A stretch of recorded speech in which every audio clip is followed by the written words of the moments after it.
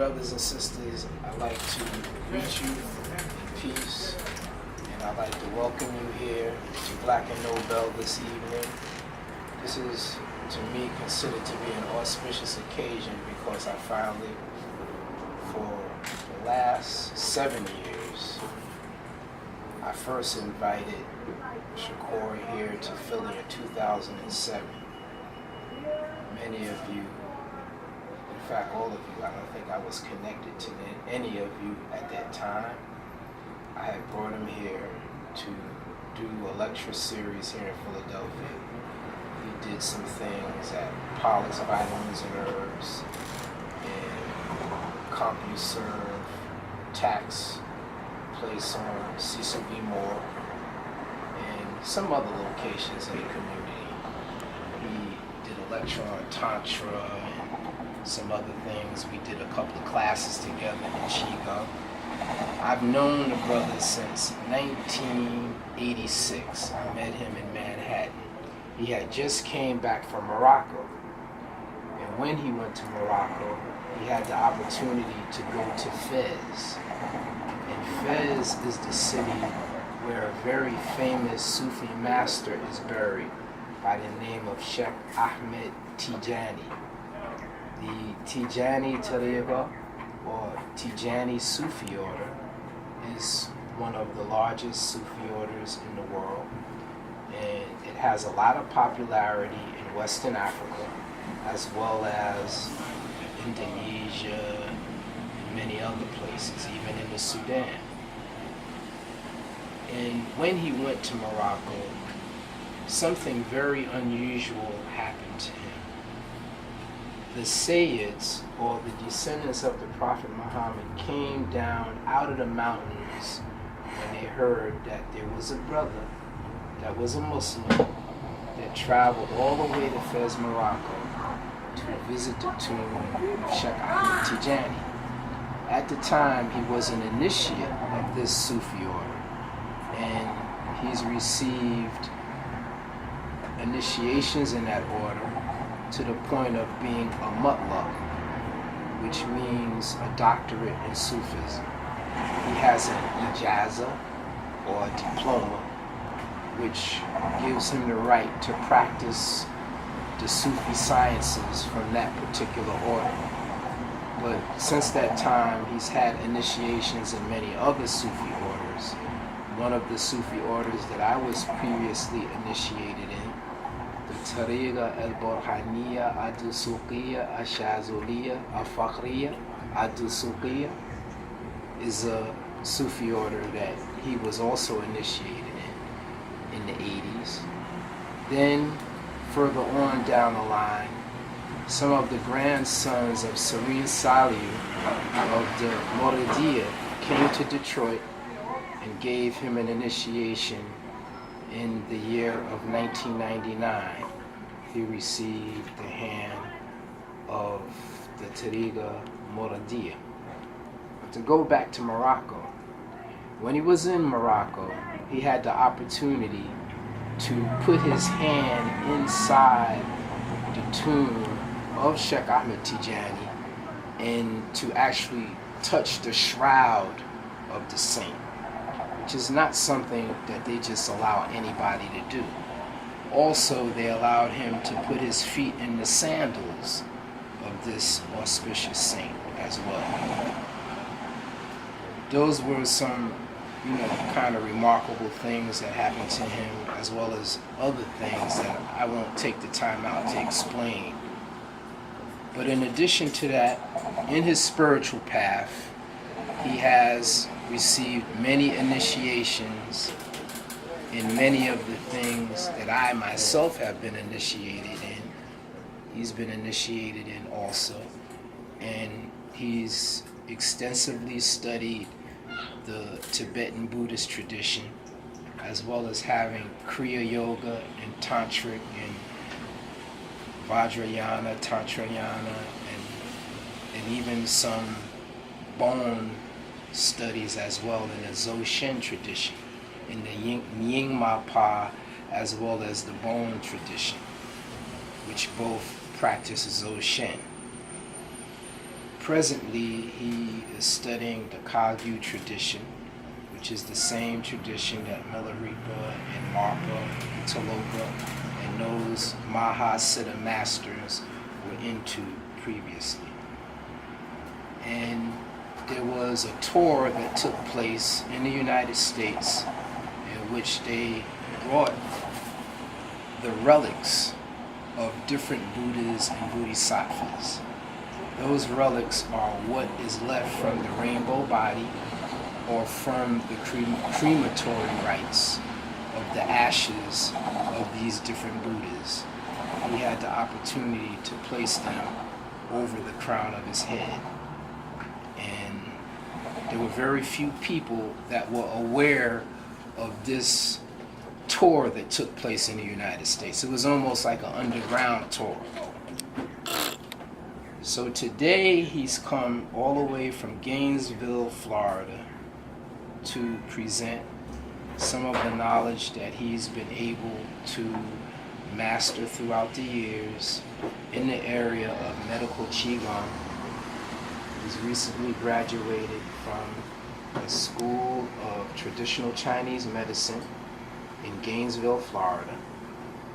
And he's also going to talk about mindfulness in relationship to the Buddhist tradition, understanding the subtleties of the mind, and showing us a few meditative techniques that we can utilize to enhance the quality of our life and to help us to be more focused and more aware. So without further ado, I would like us to show the Philadelphia love, brotherly love, and the sisterly affection to our brother Shakur by giving him a black hand and an applaud. In Buddhism, they call the word Dharma, teachings. First, I'd like to say, I also like to give praises to my mother, my children, and to all my teachers. Because without them, I wouldn't be able to sit here and talk to you and share the knowledge that I've learned from them, as well as life experience. So everyone has been my teacher. Human and non-human, the whole universe has been a teacher. And I hope anything I'm sharing with you today will be helpful for you and for all of us. One thing I like to talk about is transcendence, transcendental thinking, transcendental consciousness. This part of the human body above the eyebrows can be considered absolute in the sense of this is the void aspect, impersonal. Below here becomes personal. So the personal and impersonal is with us all the time. You know, many religions, the way they explain it, make one feel that the impersonal is something outside yourself, and that the personal, so it's always this division. So you have some people say they worship the divine in the form of a human body. That could be certain Christian faiths, Hare Krishna, Rastafari, and other systems. Then you have other systems that speak about the absolute. Islam would be one that comes to mind most readily, that Allah is inconceivable, the unknowable. But what came to me, and understanding, let me backtrack, the word Buddha has many different meanings, but one is to have supreme intelligence. So that Buddha nature exists inside each and every one of us. We are all born with the Buddha nature. And if we deal in this dispensation of the one that, the Buddha that people most commonly know, which is the Shakyamuni Buddha that was born in Nepal, that's the one that most people talk about. He most eloquently stated that. So it's not about following or worshiping people. That truth is inside yourself. Of course, in the relative plane, because human beings have to organize and get work done, we have to have a hierarchy, so respect and following leadership is fine. But when we get to the point of worshiping human beings because somehow we feel they have something that we don't have, that sometimes can be a problem. Okay, a teacher or a facilitator facilitates knowledge to a person that doesn't have that information to help wake that information up in the person so that person can reach their highest and their greatest potential. One thing I found in most situations, most of them, it was a game. I think one thing that shocked me when I was 8 years old, and I'm gonna get into what I'm talking about, but I'm just speaking from how I was coming up in me. I remember my uncle was a mortician, and I was the only child. I was playing with trucks around the house, and a group of ministers came to the house laughing about how they got up in the pulpit and would make up verses or say wrong verses just to watch the people jump up and say Jesus or fall out or whatever they do, and they thought it was a big joke. I was horrified. And back when I was coming up, children didn't speak to adults, but for some reason I asked this minister, I said, "You actually said wrong stuff to the people?" He had a few drinks. So he said, "Young man, we don't know whether God exists or not." He said, "I don't know whether God exists or not, but that's what people believe, so that's what I tell them." That really disturbed my mind, and actually there were a couple key points, but this is one that kind of shaped my thinking and direction. So when I come to speak to you about today, maybe the topic I might say Buddhism, I'm not speaking of Buddhism in the classic sense. So I'm not saying this particular sect or that particular sect or any of that. I'm talking about Buddhism as I understand it in a raw sense, that the truth exists inside of yourself. And whatever yourself tells you is the most important thing first before what anybody else say. That's real important because we always have to get someone else to qualify what we're saying to be correct, or if it's not in some book or some scholars or something didn't say it was true, and somehow something's wrong about what we think and say.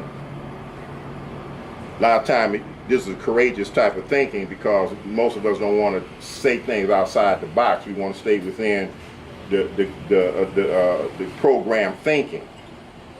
But whatever thoughts you have, that thought is correct regardless how weird it might be or crazy, because it's your thought, you had it. Okay, now it might require more exploration through sitting with yourself and really going into that thought and taking time with yourself by being still. Stillness. One thing in the modern day society, well, all societies have done it, but definitely in the modern day society, there's so much distraction that goes on, we don't really have time to be still. Because between working and trying to survive, so once we get that part out the way, there's so many distractions and so much information going on, and definitely in the information age with the computer in most areas, but I use the area of religion and politics primarily. One thing they had in common, they had a period of time that they spent in contemplation with themselves. Even an individual that claimed to be an atheist, Mao Zedong, said he spent many years or a period of time in total silence and meditation, or quietness, or whatever word you want to use. We don't have to use the word meditation. Stillness, quietness. This is the absolute. All the systems that I've studied, Vedic, Buddhist, Islamic, Sufism, Kemetic, or even systems that don't use books. It's all oral tradition.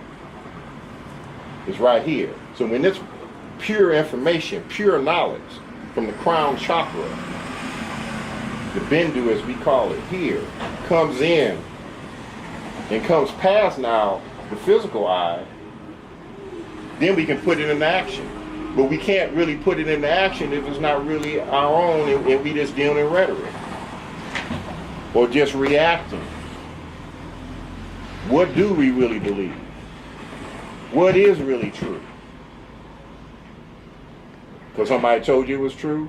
Because this person or that person, they talk real good, look real good, or this is what I've been taught and been doing for the last 20, 30 years, so I'm just going to believe it anyway? Or that's what my mama and them did and they did, so that's what I'm going to do? Is it really true or is it not true?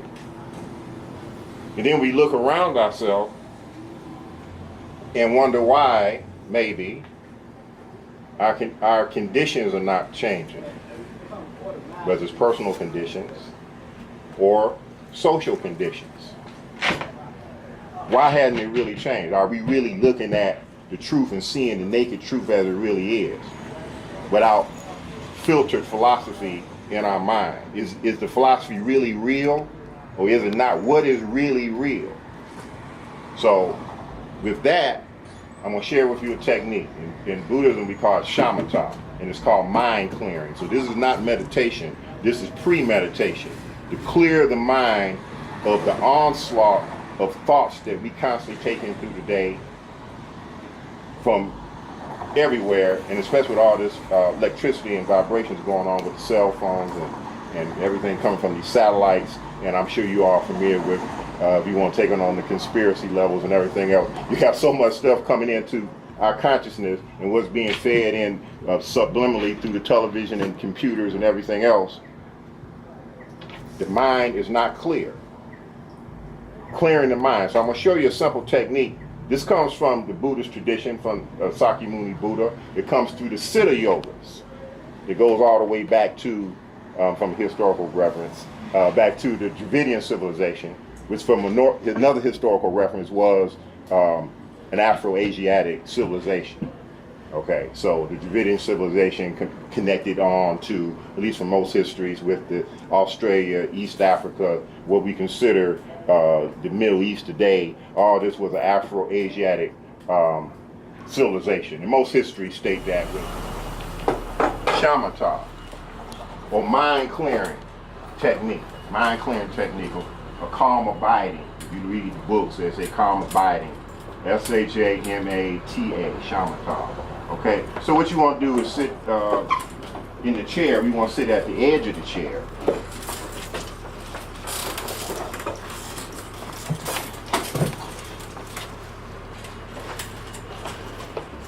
You want to take the thumb and place at the lower notch of the ring finger, and close the fingers over the thumb and place them over our knee and relax your shoulder. Now sometimes I do a modification, I'll bring it here. So this is okay, this is okay. Sometimes I drop them in the center. Okay, or sometimes over the knee. The feet are flat. We want to straighten up the back, our lower back, our back, and tighten up the stomach muscles, and then release after we tighten up the stomach muscle and the sphincter muscle. The tongue is at the roof of the mouth, the tip of the tongue, at the upper palate.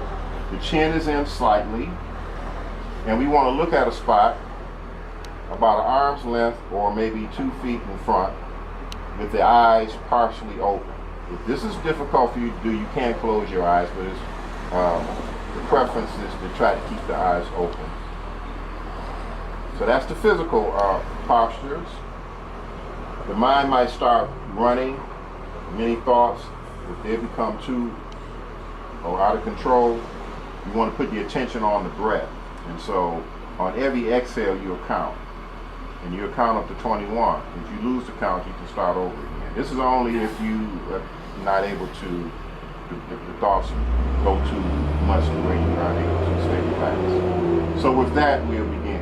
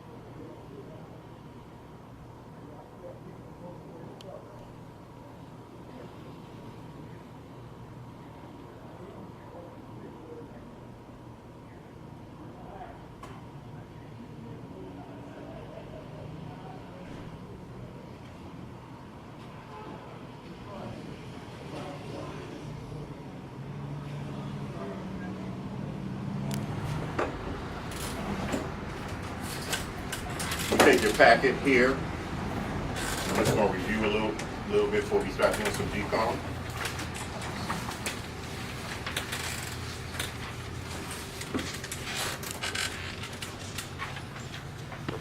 go to the second to the last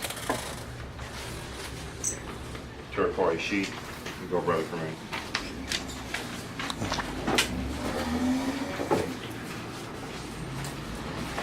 There's a lot of information there, but in Asian medicine, particularly Chinese medicine, they talk about the emotional states affecting the major organs in the body, where the meridian systems run through, and the qi is the undercurrent, which is the universal energy that's in our body, and that can go by many, many different names, but we'll use qi for our purpose here. And the mind is in the blood, the qi moves the blood, the mind is in the blood, and the heart is the emperor, so it pumps the blood. Okay? If a person has a lot of excitement or engages in a lot of excitement, I mean, like going to clubs all the time, listening to loud music, screaming, hollering, making a lot of noise all the time, it affects the heart. Physical heart gets damaged by that. This loud noise and excitement, there's a lot of excitement. We experience this a lot in our communities, a lot of excitement, a lot of noise, and what have you. If a person experiences a lot of grief, or extreme amount of grief, Thank you.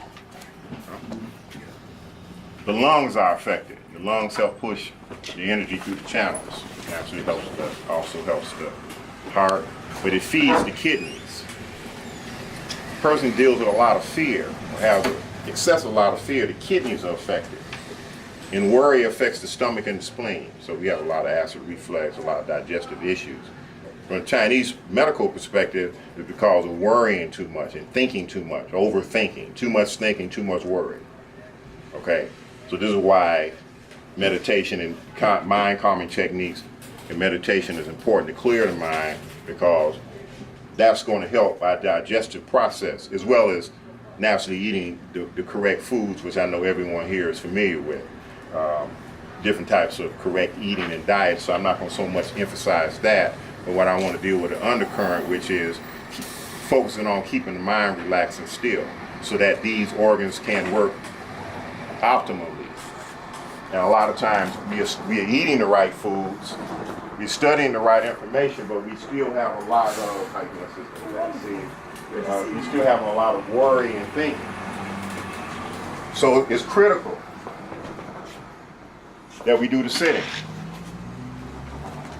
especially in the situation that we're in our communities. In order for us to be effective, and I use this word, effective warriors, the sitting is important. That's why in many of the warrior traditions, sitting was a prerequisite, especially in the one that comes to mind is the samurai tradition, when you notice that they sit and then they go into warfare. Okay, but it's not just physical warfare, because the warfare is the mind. So if the mind is not functioning correctly, and our body's not functioning correctly, then we can't do the things we need to do. And it's real important that we share this with our children, with everybody. Then we have the liver, which is one of them that I had you turn to. And that deals with unresolved anger. And truly, if anyone has unresolved anger, our people do. I mean, 'cause I'm not just talking about unresolved anger from something that happened yesterday. I'm talking about centuries of generation after generation of anger, along with all the immediate angers that we have. It goes into the liver. And when the liver gets what we call liver yang rising, the yang energy rises up, and this is where we have the hypertension, the heart attacks, and the strokes.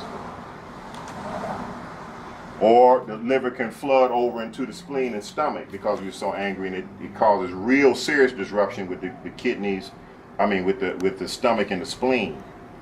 And that can burn the kidneys out, which is our battery. So the kidneys are ancestral.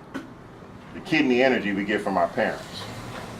And the really only way in which you can nourish those kidneys is through Qigong, according to the Chinese medicine. If those kidneys, that primary energy, it's burnt out. It's very difficult through herbs or anything else to really get it where you can maintain it to a certain level.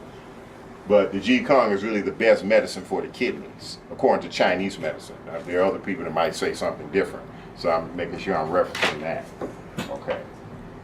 So this is why the breathing and the sitting and the mind calming is important, because that's really, from what I've studied, the true medicine to keeping ourselves healthy. Because you can eat all the right food, take all the right herbs, but if you're angry, you have unresolved anger, a lot of times, especially with us, because we have to keep functioning, the grief we have pushes down into the liver, and it causes what we say causes the liver to overheat. Because we deal with a lot of grief, there's a lot of murders in our community. Probably none of us, all of us have probably been touched some kind of way with relatives and friends dying too early or in tragic ways. I'm sure everyone here, if they don't have a direct relative, they have a friend, someone they went to school with that has had serious things happen, death. And then not only that, you have deaths that have taken place unjustly in many cases, and you can't do nothing about it. So that brings up another kind of anger. Okay. Then we have sexual dysfunction to go on in the community, which is something that a lot of people don't like to talk about. But I used to do something that Professor Kareem didn't mention. I spent a time in my life doing counseling, social work, and substance abuse, and with adolescents. That abuse, sexual abuse of young children, from my personal experience, on over 90% of the children that I talked to, the root of their problem was sexual abuse. So that was just me, and I counseled like 5,000, 6,000 people personally. So that's just me. Okay, so if I would have to assume that when I talk to people all over, even when I work, I'm working to get my, I've just graduated from acupuncture school in Chinese medicine. I'm working on my license now. When I worked in the clinic as an intern, majority of the people that came in to see me, sexual abuse.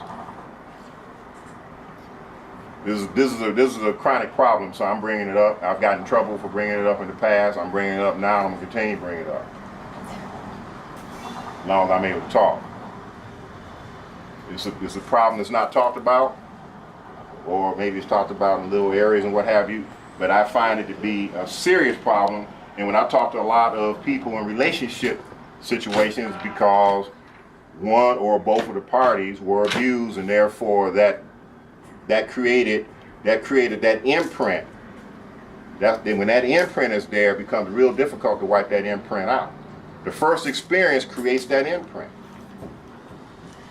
One way of getting rid of the imprint is the sitting and the meditation. Sitting and meditation helps wipe away imprints. But being able to sit through different things that begin to come up, because sometimes you begin to sit and at first everything is calm and I feel really relaxed after I'm sitting. But as you do more and more sitting and doing more and more spiritual work, for those people that are doing zikrs, for those people that are doing mantras, for those people that are doing other types of spiritual work, different types of fasting and what have you,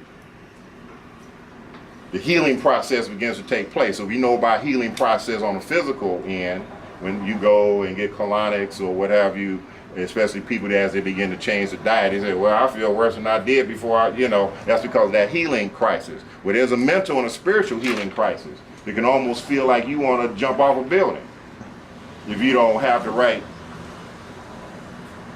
information or the right techniques to keep yourself grounded, especially when certain types of memories begin to come up. In my personal opinion, this is totally critical. I think it's one of the major problems and undercurrents that we have in our community, in all communities, but since I'm speaking to my community and this community, I think it's one of the major problems that we have. It's an undercurrent problem on why we can't unite as a group of people. City I call you, let me make this one statement. I call you. City I came from, I worked in a short time in domestic violence unit, over 45,000 cases of domestic violence reported in the black community in Detroit in 1 year. And that was maybe almost 8 or 9 years ago, maybe 10. Yes, ma'am. With a child that may have been abused, and maybe when they grow up, they are abused by adults. Yes. Okay. Could those those things cause decay in a person's body because of their depression continuously? Yes, ma'am. It Yes, would it go and then it would come and it would cause the insides of the body to manifest more sickness. Let me say this. In the case of a female, in Chinese medicine, and I'm saying Asian medicine, and let me say this when I say Asian medicine, okay? Because we know that the other civilizations, which I spoke of earlier, the Dravidian Kemetic civilizations were basically destroyed and wiped out. A lot of the information, plus the earlier dynasties in China were African, okay? Most people know that. I just wanted to just make sure I qualify that. But, you know, so I just want to put a little history in there, so I'm going back. The heart and the uterus are connected. So in the case of a female, as soon as there's a violation there, it automatically affects the mind. Because the mind is in the blood. The mind is in the blood. That's why when you lose a certain amount of blood, the mind begins to act a certain way. Or you can pass out after a certain point if you lose so much blood. The mind is in the blood. So there's a direct connection between the uterus and the heart. So in the female body, if a woman is violated or a young girl is violated, her mind is automatically affected. In most places, becomes very, I'm not saying it can't be corrected, but it takes very, very intense spiritual work to totally correct it. Because there's always an element of distrust that exists. And women here know what I'm talking about. Even though you can smile and act like everything's okay, up in that undercurrent, I do not trust no man. Now what happens with that, it creates a constitutional problem when you have a child and then the kidneys come out weak. That's why I'm bringing this up. Because it's not just the problem that happens to the person that's violated, it damages the existing, the previous, the next generations. Now if you want to take it on a historical level, these are some of the things that happened in slavery, because they understood that process for slave women that were violated. And they would kill someone in front of a pregnant woman to create that particular situation. I'm sure a lot of people are aware of that. But all that affects what goes on in the child, and so it's a constitutional problem in the kidneys. What's a constitutional problem? Asthma is one of them. And I know that's very prevalent in our community, so I brought that up. Any kind of sickness before age 5 would be considered a major sickness, would be considered a constitutional problem with the kidneys. That means the battery is weak, the ancestral energy is weak. The ancestral that you get from the mother and the father. I'm gonna start right there. Anybody have any questions, comments, concerns, or criticisms about anything I just mentioned? Say for instance, your emotions can cause, like in my case, I had blocked intestines. Yes. And they cut my intestines. Yes. So right now today, I still have a problem with the intestines. Yes. So could that have come through also emotional stress? If that existed in your life, definitely. Definitely, because naturally, just take for example, if a young child is molested, these are stories people have told me. The child's constantly worrying every day, just say the stepfather did it. Hypothetical story. So the child's worried every day, is he gonna come in my room? Is he gonna come in my room? Is he gonna do that? Spleen, stomach already messed up. So you got fear, you got worry, and then you can't do nothing about it. And so now at a certain point you dream like, I just wish I could kill that person, but you can't because you're totally helpless. So now you got the anger. So now you got what we call the lower jaw. You got the spleen, stomach, gallbladder and liver, and kidney and bladder automatically jammed up. Automatically, boom, right there. Okay? Now in Chinese medicine or acupuncture can open up. There are a lot of points that open up a lot of emotional blocks with the needles. Depending if you go to someone that actually knows what they're doing in relationship to that. Because not just putting in needles, each one of those energy points are opening up spiritual and psychological points also. Okay, that's just one methodology. Deep tissue massage can do it if a person knows exactly what they're doing of various types. And there are other things also, so I'm not saying that that's the only thing. Okay, but this takes conscious work and a conscious effort to resolve this. And I'm bringing this up because to me, I don't hear this talked about a lot. I hear a lot of people talking about a lot of things. I don't hear this talked about, so that's why I'm talking about it, because this is what my life has shown me. To me, this has to be handled. Then, not saying that's not important, but this is a chronic problem. Yes, ma'am. How you doing? How you doing? Fine, sister. I'm glad to see you. Good to see you. I'm going to agree with you 5,000%. Because when I teach my belly dance classes, well, of course, that's the very area. And I teach men and women, but mostly women. And people's movements are even inhibited based on whatever type of abuse they may have experienced. So they don't even move freely. And when people don't move freely, then they have blockages because their movements protect certain areas, and people even develop arthritis and all kinds of physical, just physical problems because they're not flowing properly. They don't have proper flow of all the energy in their body because they're protecting themselves. That's right. And I've seen that many times. I have people look in the mirror and say, "I am beautiful," and they can't do that. Yeah. I have them do it over and over again. They can't do it. Maybe after about 2 or 3 months, they might say, "Beautiful," but they can't say, "I am beautiful." And look right in the mirror, and look themselves in the eye. Goddess didn't make no mistake when she made me. People can't say that. Yeah, you're right. And that's the problem. Because how can we take our place on the stage if we don't know that we're gods? That's right. So there we go. Now, in the case of the male body, too much loss of semen. Too much loss of semen. I know that you've heard this other places. So you cannot lose semen. Now the way and why, because that's the primal energy in the body. Semen is, different books say different things and different traditions say different things. 100 times more potent in blood, 1,000 times more potent in blood, but it's very, very important. It's potent. It's life force. And when we lose all that semen, we drain and destroy not only the physical body, but the psychic wall collapse. That's why most of males have a problem on the spiritual end. It's not spiritual knowledge. The psychic walls collapse because there's no semen. Then most systems teach be celibate because they don't want to teach the real system of being able to rechannel the energy and still being able to have sex at the same time. Because that technique has really been lost. So you have a lot of people talking about don't do nothing at all. Most of these systems will talk about that. All right, how you get around that is by practicing yoga, practicing Tai Chi, and practicing Qigong. You have to do it. If you really want to be able to get energy. It's not just holding semen, you gotta allow it to circulate, because if you just hold it, it will become blocked. So you can't do, and that can cause physical damage. So that's not what I'm talking about.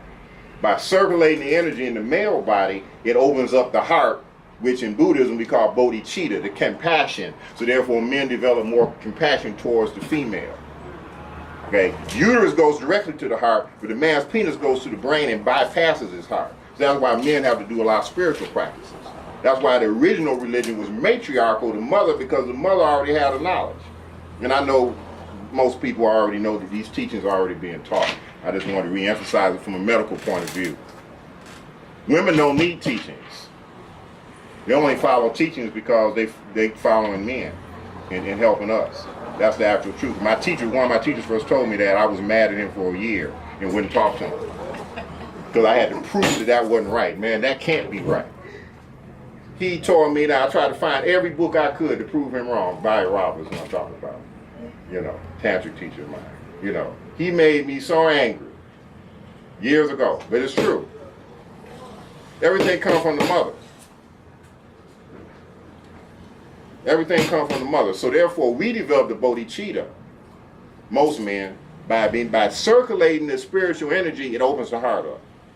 You can do all spiritual practice. If you lose an energy, you don't have bodhicitta. You won't get bodhicitta. Very difficult.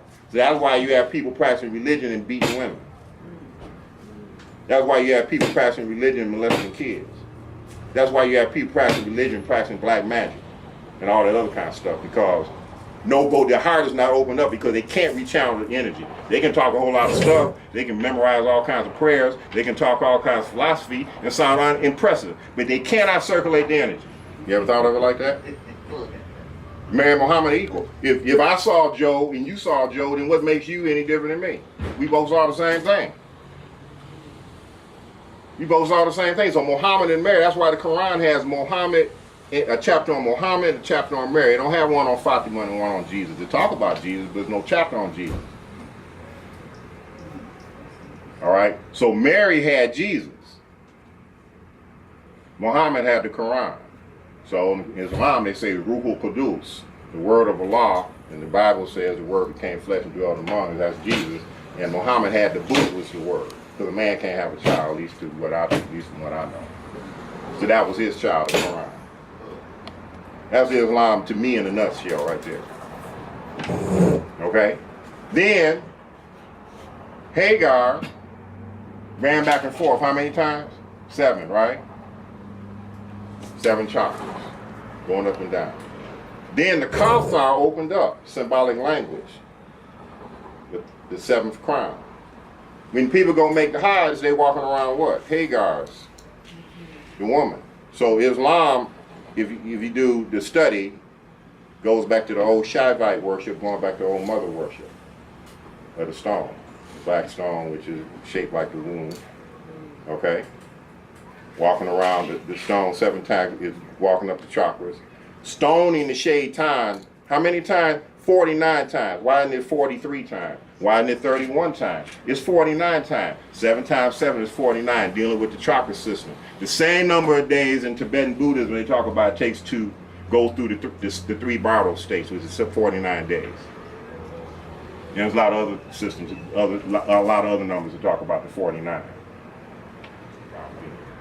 This is what I see it being. Maybe somebody else might not see it as that. But this is what I see it being a major problem in the world, probably, but definitely in our community, because we have to deal with ourselves and our community. This is the major problem right here. And I feel until we address it, we'll never be able to move to the next level we need to move to. Yes, ma'am. In the Million Man March, Farrakhan said to leave the children alone and let them grow, and nobody ever talks about that. He's made people pledge to he made the men at the Million Man March pledge to let the children grow and leave them alone. Nobody mentions that when they talk about the Million Man March. Well, I don't know what he meant by that, but I know children have to have direction. No, he meant don't molest them. Oh, I'd say I didn't know that's what that meant, because he didn't. He had to. To me, you have to be clear. Well, he said don't molest them, let them grow. Oh, okay.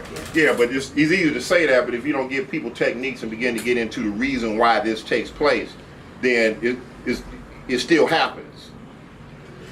You know, they say what a picture speaks more than 1,000 words. So when you have images that are constantly being projected in people's minds, and when you have this anger, I mean, there are all kinds of psychological reasons on why this takes place, and we can go from one thing to the next, but it requires meditation and purification. Some of it is racism in America, and some of it is just gender stuff that's been going on for 20,000 years in every culture. In every culture, because they do circumcisions in Africa and other places too. So women are abused all over the planet. So some of that is just that stuff, and some of it on top of that is the conditions of racism that exist in our community. These issues have to be brought up, in my opinion, pinpointed, and really be talked about, addressed, and then dealing with the techniques that it takes to resolve it. With you, everything that you perceive and believe, you the one that's perceiving and believing it. You run it back one more time. Nobody else is seeing and believing it. You seeing it, but whatever it is you believe, whatever it is you believe to be true, is you that's believing it. So you got to make sure you believe in it. Like I told somebody, if I'm gonna go to hell, I'm going to hell for something I did, not something that somebody else told me to do. You better make sure you believe it, and you're not following something you're not sure that you know whether you believe it or not.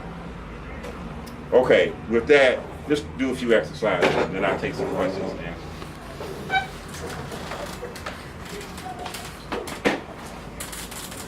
Okay, so we'll stand up for a minute.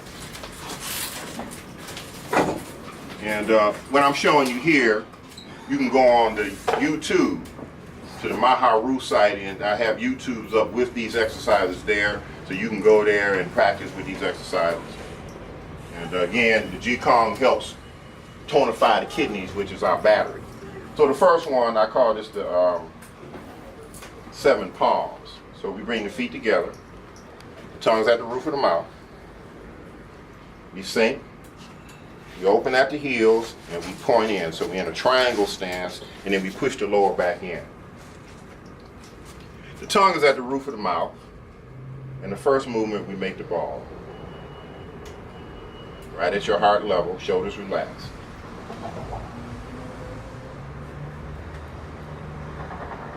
The second movement, the palms come and we bring in energy from the heavens, palms facing up, fingers open.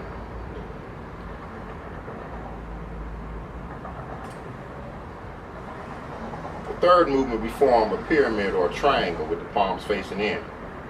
It's the yin triangle.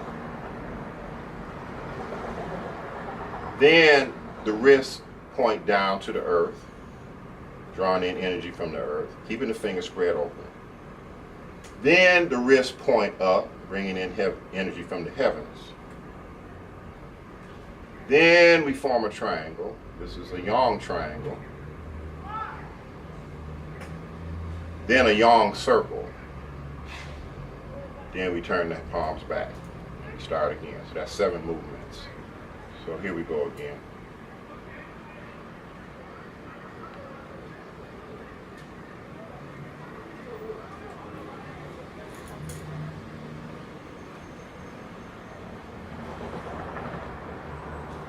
Palms come out. Bring the right foot into the left. Hands touching. Looking straight ahead. Then bring the hands down in front of the heart with the elbows pointed out, not touching the body.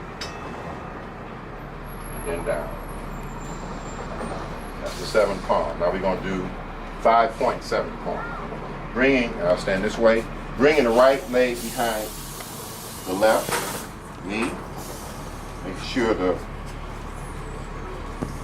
waist is, the stomach is lined up with the front knee, that the arms hang, fingers are open. And the palms come up. Rotate the wrists and the palms face out.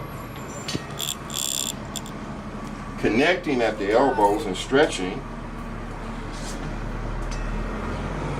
Connecting at the palms and stretching. And coming back up. Then we do the other side. The left is behind the right, arms hanging. Palms up, slight bend in the elbows. Rotate the palms around. Connecting at the elbows. Connecting at the palms. Back. That's the 5-point. Then the 7-point, similar to 5-point. Right behind the left. Relaxing the shoulders, tongue at the roof of the mouth. Palms coming up. Rotate. Bring the right arm over the left. So it looks like this, like you're tying a knot. Looking up, stretching, upper lymph nodes. Then open. Then the left above the right. Stretching and stretching. Then back. Then the last one. Left behind the right.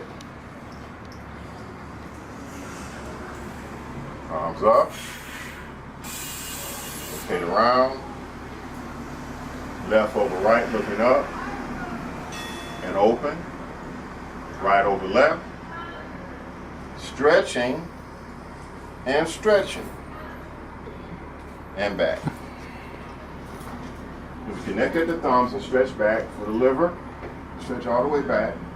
Let the neck hang. And back up. Then inhale, bring the shoulders up. Then drop the shoulders, exhale through the mouth. Inhale up. And exhale. Okay, everybody can have a seat. If you go online, I have a book that you can download, 94-page book, Maahaah-Rooh.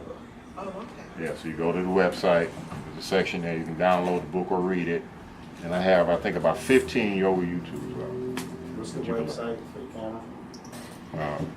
Maahaah-Rooh.com. Maahaah-Rooh.com. Maahaah-Rooh. Spell it. MAAHAAH-Rooh. ROOH. Maahaah-Rooh means great mother of life. Maahaah also means great mother, Rooh, or great mother of the soul. R-O-O-H. Yeah, it's right on the, yeah. Any questions? Any other questions? You have any questions, brother? Comments? No, it's not the papers, but I get Okay, all right.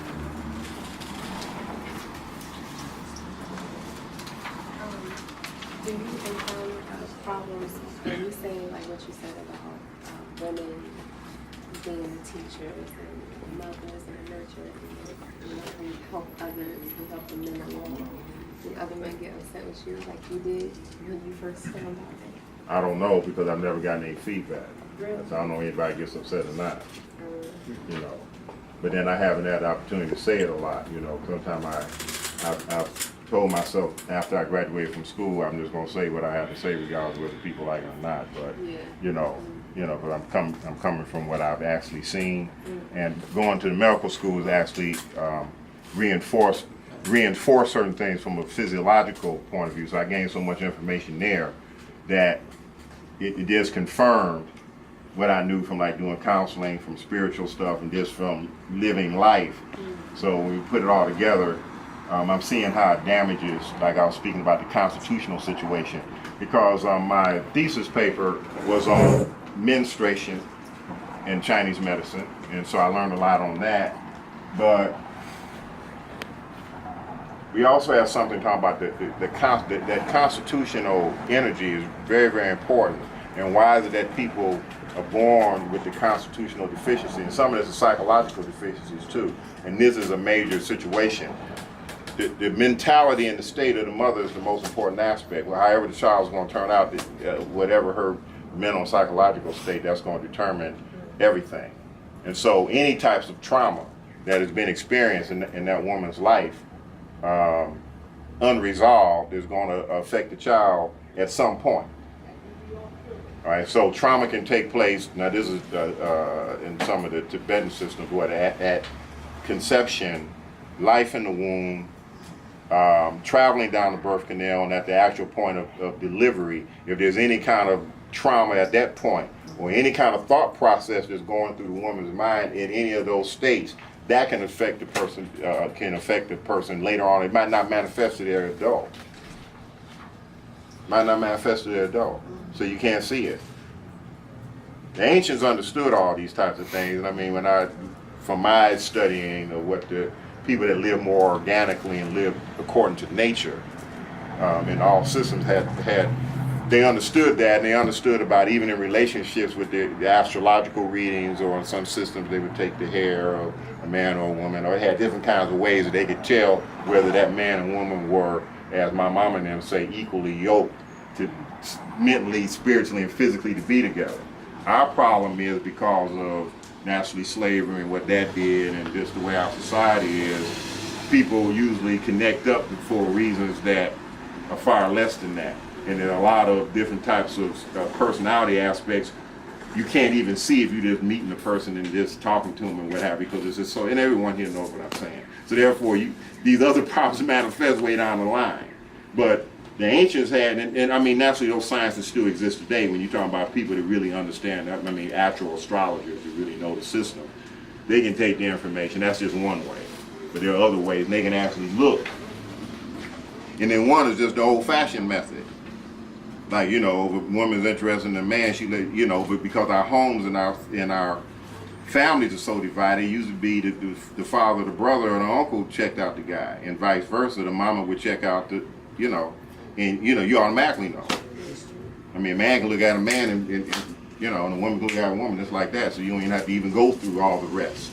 But since all those types of systems have been, for the most part, decimated, and so when I think about culture, I think about that.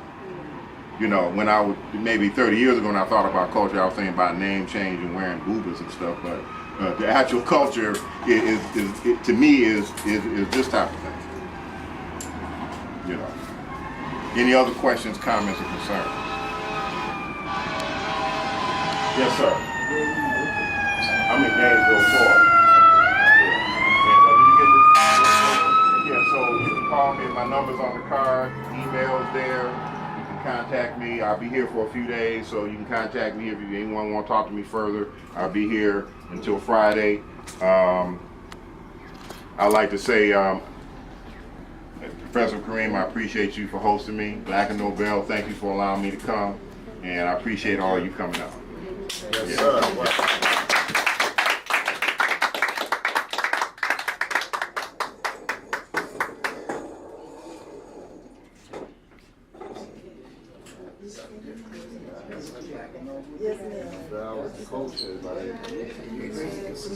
We bring it all kinds of Yeah, that's it. Feeling nice and loose, you know. Yeah, I'm saying. I hear you. And you got a chance. And you got a chance to participate, bro. That's right. You know what it is. I don't be seeing that. You know what I'm saying? Maahaah yoga, an urban approach to yoga, and we definitely enjoyed the presentation tonight. I appreciate Professor Kareem bringing the brother out from Gainesville, Florida. Travel here to tell us about the energy and how to store it and keep it and hold on to it. I'm glad that he touched on the Kundalini and holding on to your life force, because we all have issues with that as men, especially from all of the distractions that we go through. But we gotta hold on to it. You know, that's where your strength comes from. You know how they say they got that cock strong comes from holding on to your life force. So, you know, definitely take heed to what we had tonight.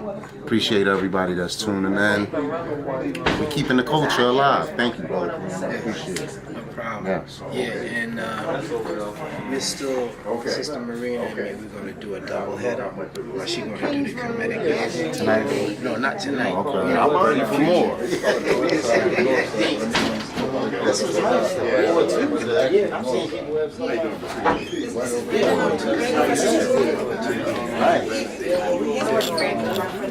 Get them with the on the day they enjoyed it. Brother Rick, Brother Had, Brother Kareem. You need to take the basket around. Yeah, me too. Okay. Facebook. I done tried to get her pictures on there, but with somebody trying to get some messages.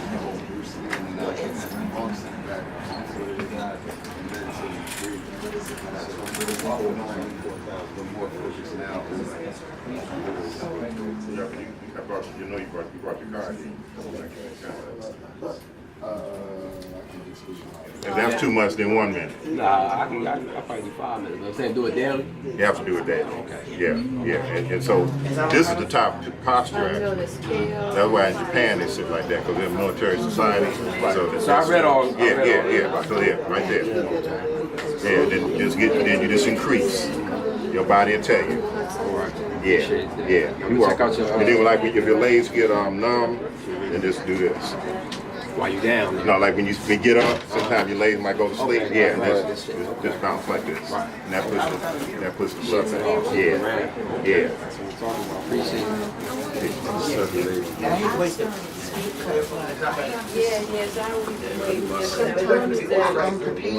I get up, I get nervous and I stammer. Just from that breathing. With that breathing, Yeah. that you showed us. Yeah, I'm gonna talk to you more about that too. That's coming from the heart. That's the heart. That's in your heart. Mind. Heart. Yeah. Oh, okay. Yeah. The stammering comes from the heart. Yeah. It's direct connection between the tongue and the heart. Yes. Yeah. So that's why you take certain herbs and just put it on your tongue. It can heal the body almost instantly before it gets to the tongue. It goes right to the heart and affects the mind. Certain herbs, you know, you might not like the taste, but if you put them right on your tongue, yeah. Fish brother, yeah. You like bitters? I can right up there. Oh, you see, you like bitters? I'm here right now, brother. I know, yeah. Feel that? Yeah.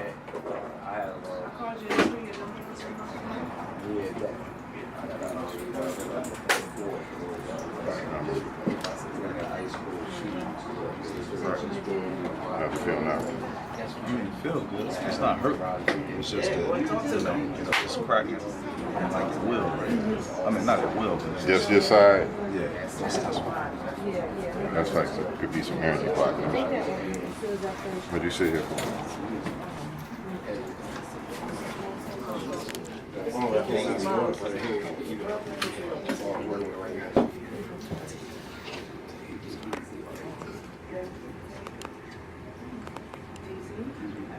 How much water you drink? No. I have my moments to where I do great, and I got my moments to where I do horrible. Fluid deficient. Not enough fluid. So that's one problem right there. See that like that? That don't supposed to be like that. It's supposed to, I shouldn't even be able to pull all this stuff like that. I mean, you don't have enough fluid in the body. More water on a daily basis. Okay. Especially due to the fact that the type of work that you do. Excuse me. What type of work do you do? Oh yeah, yeah. And fluid deficient. Yeah. Songs and stuff. See it now.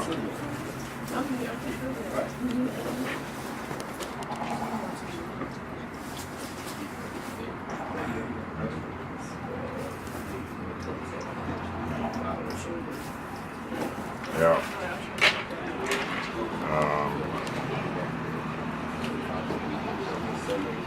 You have heat in the stomach, and you have stagnation in your lungs.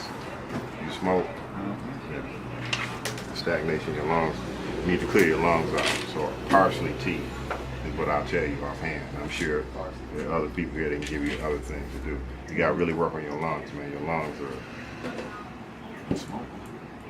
Yeah, so therefore the lungs feed the kidneys, right? So now you not only just damaging the lungs, you actually destroying your battery. How old are you? 30? Yeah, so at this rate, the way that looks back there, open up again. That's stagnation, it's blue. It's stagnated. Right behind here is the lungs. So at 30, if you don't do something about that, I mean, I don't want to predict anything, but at 35, man, you might be, try parsley tea. Okay. So the parsley tea gets rid of the effects of smoking. What else can I say? Yeah, that'll help. And celery juice and celery tea will get rid of the craving for smoking cigarettes. 5 ounces of celery juice a day. Get rid of the effects of smoking cigarettes. Parsley tea gets rid of cigarettes and weed smoking. I don't know if you smoke weed, but that get rid of weed too. Okay. I got it. Yeah, okay, all right. What else did you say with that? Celery and what else? Parsley, yeah. Parsley get rid of the effect, especially of weed smoking. But and the celery get rid of the craving for cigarette smoking. I mean, there are other methodologies too. Those are just the ones I'm sharing with you. There are other ones. And do some breathing and some Qigong. This brother's here, right? Do some Qigong, get that breathing going. Yeah. Can I sit down?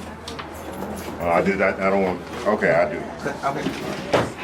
I'm making an appointment with you. Just your big appointment. No, really? Everybody know that. I'm just going to sit down in the chair. I just ate. What'd you eat? Something's actually gave me. I don't think that about it. I need to clean. Let me say it again.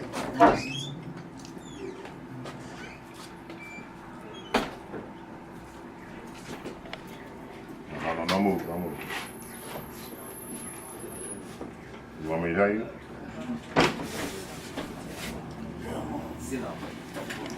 Dietary changes. You got a lot of heat in the stomach. Yeah. Dietary changes. I want to see. I want to make the appointment with you for my liver. I feel like it's enlarged or something. Open up again. No, it's not that. Open up. It's not that. It's the spleen in the stomach. Spleen and the stomach. Okay. That's so. It's, Yeah, they're connected. It's Yes, in yeah. It's not the liver. Okay, that's why I want to make the appointment with you. Yeah. Okay. Okay.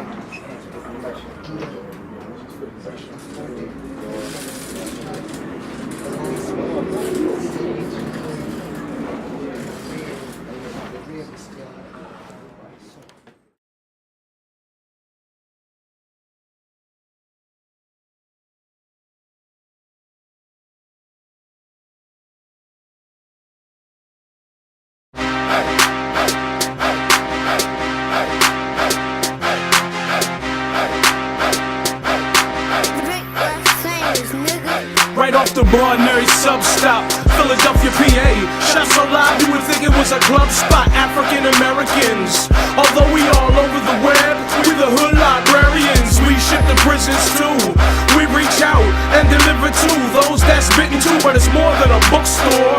You want it, we got it. Mixtapes, DVDs, and culture products. Black and Nobel got our hands in a lot of projects. We welcome all to come build. The energy is positive. And remember, other teams is awake and conscious. Come through and experience this place of knowledge. They say they'll put it in a book if they wanna hide it from us, but we got them books so you can buy it from us. Something to read while you on a train or riding the bus. Get your read on, food for thought, get your eat on.